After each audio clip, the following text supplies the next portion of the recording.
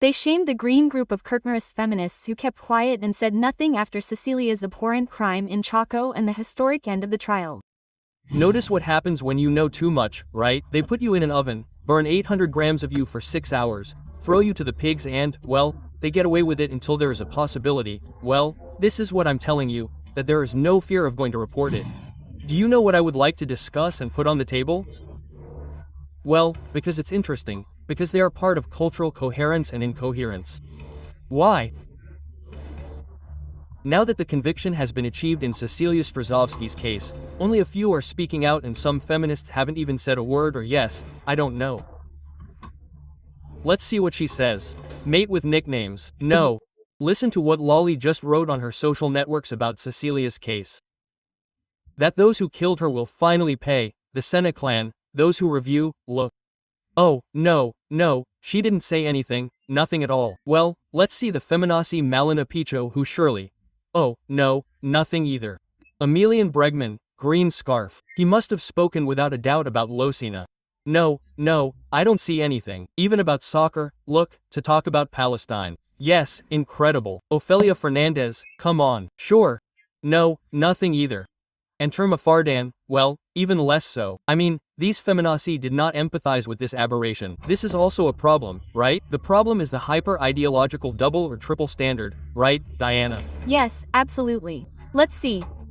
What we have to demand here is justice. Once justice exists, let's say, this is what we're seeing these weeks, right? I say that justice exists, that it is very important, that the role of journalism is also very important, that must also be highlighted, because many of these cases also had a lot of visibility because journalism brought them to light. So I say, there are institutions that work. We also have to fix the macro, and I believe that with all that we are going to have a more normal country. It is really shameful. I mean, it seems to me that they were constantly, let's say, acting like protectors of women with the Ministry of Women and Equality and whatnot. And finally, they were not only the ones who advanced the most against women's rights and who took the most advantage of a noble cause to end up stealing money, but at the same time, I mean, this is a very clear case of how a fiefdom works in the interior of the country. A governor who gives money to a non-mayor, but to a person who administers a certain number of social plans. That person creates a neighborhood and is the boss and owner of a piece of Argentina by decision of a governor and also ends up oppressing the people who live in the neighborhood, enslaving them, abusing women, killing women and well, look what happens when you know too much, right? They put you in an oven, burn you for 6 hours, 800 grams, throw you to the pigs and, well, they get away with it until there is a possibility. Well, what I'm telling you, that there is no fear of going to report, that fear of going to investigate and the work of journalism to report what happens. And well, I think that as was said earlier, justice acted in an exemplary manner, but look at how far they are capable of going when they are protected by power. Of course, a great impact on the Argentine Republic. But also, something disturbing happened over the weekend. As the jury requested time to decide, some believed that the jury could be, it seemed to me, that the jury could be, I don't know, influenced by some kind of external lobbyist. That's why it's so important to know how a jury trial works and what happened this weekend. Chaco and the popular verdict found someone guilty.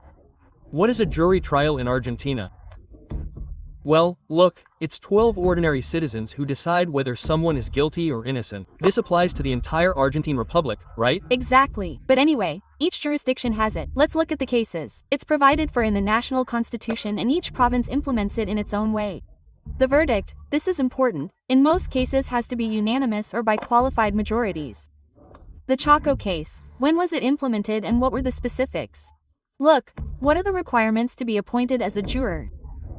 Be Argentine, primary studies, have full exercise of political rights. The verdict must be clear, unanimous, and sovereign. Let me take a moment to explain the license plates and tell you this. Do you know how they draw lots? They draw lots through the electoral rolls, through the Chaco lottery. So, they choose a larger group. They interview that group to see if they have any type of bias, ideological bias, partisan bias, or political bias. And they issue the verdict. But the judge is the one who decides. Okay, let's continue. Independence of the jury. What I was telling you, the verdict is sovereign, and there are rules to protect the jurors. What you were saying, let's see. They try to keep them from seeing social media, from hearing anything. Jury list. An official annual list is created for the province, it is published, and in this case, the Superior Court of Chaco is responsible for creating and finalizing key, fundamental rules. Secrecy of deliberation, interesting. Prohibition of talking about the case outside the courtroom, protection of the jury, protection from reprisals in a case like this. Imagine, a professional judge who is the one who guarantees the rules, but does not vote, and serious crimes are used for homicides, rapes and crimes with high penalties. After what was the historic green light by a popular jury in the province of Chaco, regarding the case of Cecilia, where the entire Locina clan was found guilty in this trial that paralyzed one of the poorest provinces in the country, since for years, endorsed by the former governor Capitanich himself, Piquetero leaders were lords and masters of fiefdoms, where they had enslaved agents in exchange for social benefits, which led to the murder of an innocent woman who exposed everything that was going on in those places. As a result of this whole situation, the silence of the feminist groups, Green Handkerchiefs and others was totally deafening during all this time. Due to Kirchnerism's links with the perpetrators, such as Lali, Depósito and company, they never said anything about this aberrant crime, but then they are the first to come out and complain against Miley's government for an alleged cut in gender policies, which are nothing more than scams.